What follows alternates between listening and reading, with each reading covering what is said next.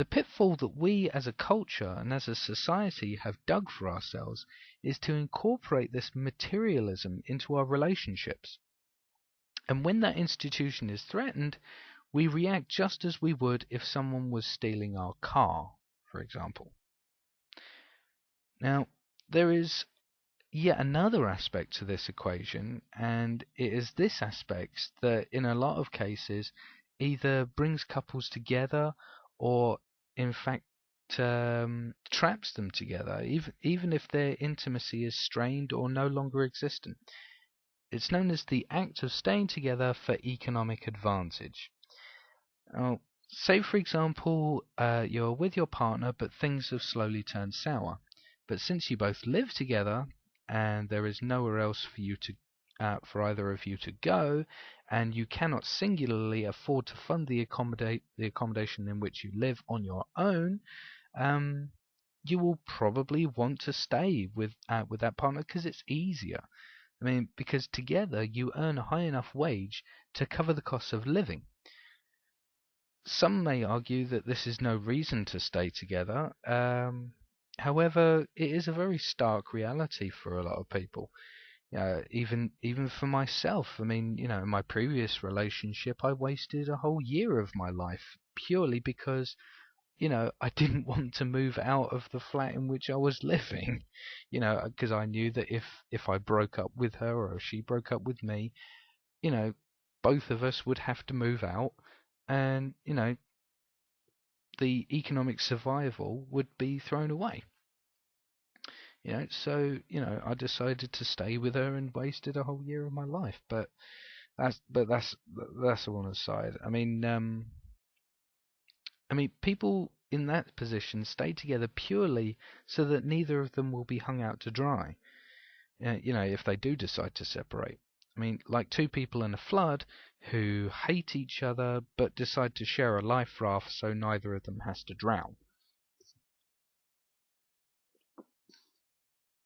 Now, obviously, since we human beings can be free-thinking creatures, unfortunately, we can also be creatures of habit. And as a result, the idea of your spouse or partner thinking of leaving the relationship is going to be quite devastating, not just emotionally, but in this scenario, financially and economically. It becomes a point of not only maintaining your relationship, but maintaining your whole way of life.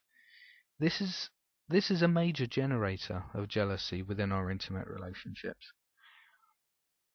But there is a good side to this, fortunately enough. In an RBE, this will not even exist. There will not be the formality of having to survive economically anymore because the necessities of life are provided. People will be smarter with the act of procreation, so there will eventually not be the formality of staying together for the kids' sake, but also that every human being will have the freedom to travel wherever they want on the planet at no expense whatsoever. And with the value of materialism and belligerent possession outgrown, if a relationship starts to suffer, then, hey, it's not a big deal. If one partner's needs aren't being met, then it's obviously time to move on, isn't it? No hurt feelings, no injured egos, no financially crippling divorces. Just walk away. And, granted, I can understand how difficult in our current values that would be to process. I mean, given the emotionally vested interest in the success or failure of relationships, it's hard to process. I mean, I myself, I'm still stuck within the value system of monogamy and the jealousy that comes with it, the emotional materialism. But I do what I can to try and outgrow it. But when it comes to intimate relationships, that is the way I was raised. And it's hard to break those shackles. I mean, I guess what I'm trying to say is that in an RBE, people will get together and stay together for the right reasons. finally, relationships will be based upon the very truest and purest form of interconnectivity, chemistry, attraction, and eventually love.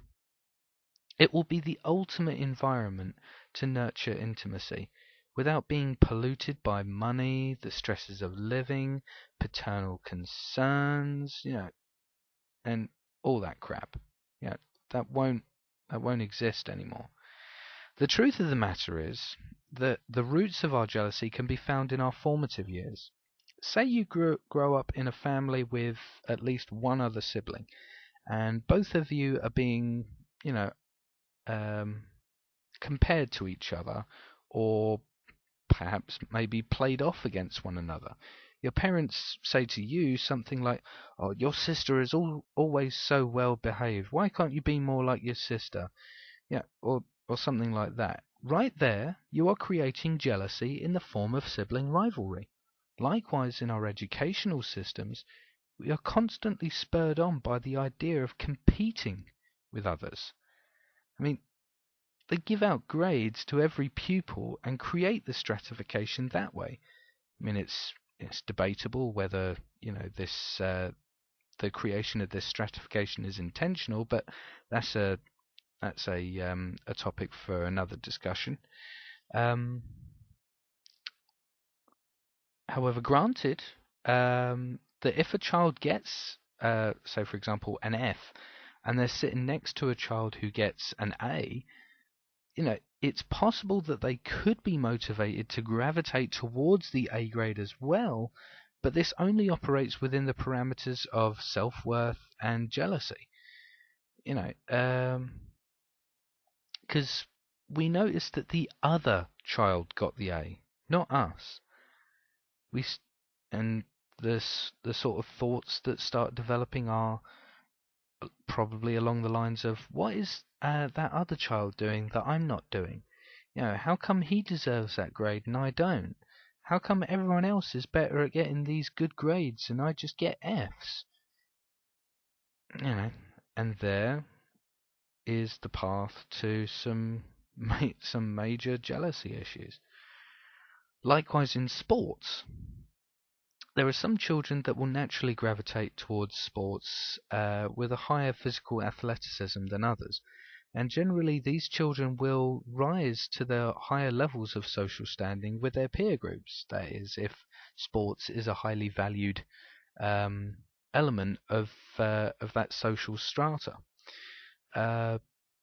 This also results in those who aren't as athletic as the others to feel less worthy of status, purely because they aren't as physically fit as the others.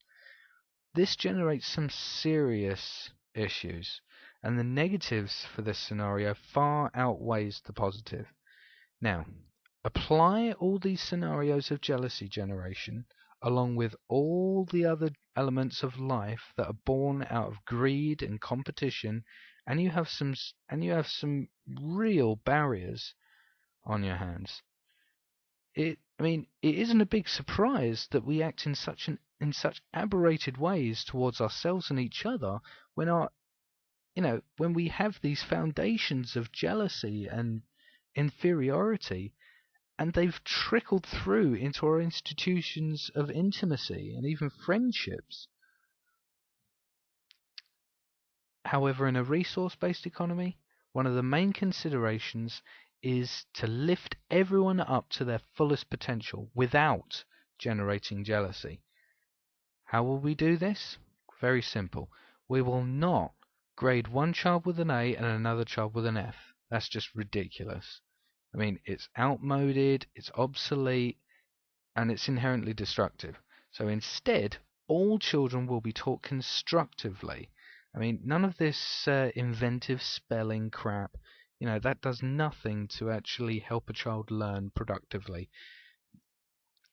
But if there's curveballs and stumbling points in a child's learning, which there almost always will be, then children will never be compared to each other. That's not the way you do things. Each child will be assisted, not prodded. And they will all be assisted on their own individual basis and merits. this is one of the means that we will avoid the creation of jealousy. However, when it comes to our intimate relationships, coming back to that, there will in time be a shift in our considerations when it comes to intimacy. The values of materialism and hoarding will slowly fade, and we will shed the emotional baggage that we carry and pass on to the future generations, because we will find less and less of a reinforcement of those aberrant and needless values. I mean, we will naturally start seeing that it's not doing us any favors. Now, that's what we mean by a shift in our value systems. That is exactly what we mean, to educate ourselves in optimal and more humane practices so that we greatly reduce the harm, stress, and neurosis in ourselves and our fellow human beings. Okay, question 3. Given that we are so used to living in the type of civilization where we are used to obtaining pretty much anything we want at a cost, how are we able to revert back to ways in which the Zeitgeist movement promotes so much? I just don't see how we can change the way we are, since we've become so used to our lifestyles. If anything were to change, we'd probably live in the illusion that we've reverted back to almost Neanderthal times. I don't think that would go down very well. I understand that we never used to have a monetary system to which we could supply our needs, but the last few generations have been brought up believing that if you want something, you need to pay for it. Without money, you are unable to get the things you want. You work to earn money so you can buy said necessities. Hopefully you can shed a little more light onto the subject.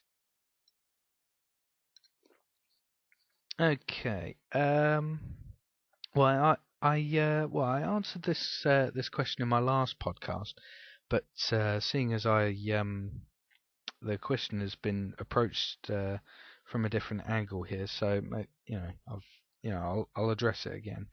I've actually preempted this question by bringing up a little bit of what I said for the last answer. So yeah, here we go. This is not about going back at all. It's not about reverting back to any previous methods or the good old days. For one thing, there's no such thing. We are advocating the move forward. One thing I've noticed about certain reactions to a resource-based economy is that there's an assumption that somehow we would be going back, as it were, to a methodology that existed in the past. This is to do with a lock in the frame of reference. People generally can only see something within the range of things they have already seen to be used and accepted. This occurs since we have been educated and conditioned to have a rejectful mentality towards anything new. So when someone suggests something new, people cannot think outside of their frame of reference, and hence they resort to thinking back to a system that has existed prior, and assume that the proposal is based within one of those prior established systems. We advocate the implementation of a high technology yet high nature civilization. An RBE is not close to anything that has ever been put into practice before. I mean, it has certain similarities, perhaps poetic similarities with anarcho-primitivism, or what's the phrase? Anarcho-syndicalism. But no, the implementation of the function of an RBE is far different. Yeah, it's far from what we know today as Neanderthal times, even, because we utilize advanced technology and machine automation to create an abundance for all. In addition to this is the fact that the dominant value system is aligned with the emergent and symbiotic aspects of natural law. Now, in such a system, there simply is no need for money. It's not that we're going to take away money, it's that we outgrow the need for money altogether. The notion that we need money as the middleman for our access to the resources we need to survive is a byproduct